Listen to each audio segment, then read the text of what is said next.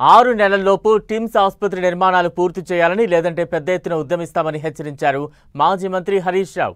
హైదరాబాద్ కొత్తపేటలో కొత్తగా నిర్మిస్తున్న టిమ్స్ భవనాలను పరిశీలించిన ఆయన బీఆర్ఎస్ హయాంలో నిర్మాణాలు ప్రారంభించిన టిమ్స్ ఆసుపత్రులను కాంగ్రెస్ ఎందుకు పూర్తి చేయలేదని ప్రశ్నించారు. టిమ్స్ ఆసుపత్రుల నిర్మాణాలు పూర్తయితే ఎక్కడ కేసీఆర్కు పేరు వస్తుందోనని ఆసుపత్రి నిర్మాణం చేయడం లేదంటూ ఆరోపించారు. కొత్త ఆసుపత్రులు గత ప్రభుత్వాలు ఎవరు కూడా పెరుగుతున్న జనాభాకు తగ్గట్టుగా ఆసుపత్రుల నిర్మాణం జరగలేదు.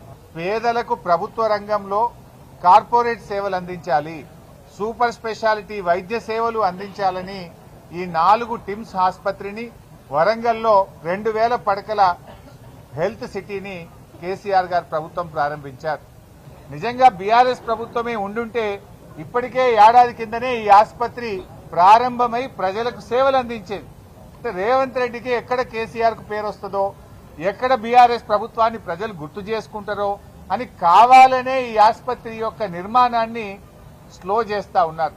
అంటే ముందు చూపు లేని మందబుద్ధి కలిగిన నాయకులు వీళ్ళకి ఎంతసేపు రాజకీయమే తప్ప ప్రజలంటే పట్టదు, పేద ప్రజల వైద్యం పట్టదు. ఎందుకు 2 సంవత్సరాల నుంచి టిమ్స్ ఆసుపత్రి పూర్తి కాలేదు, ఎందుకు పనులు ఆలస్యం అవుతున్నాయని నేను ప్రభుత్వాన్ని అడుగుతా ఉన్నా.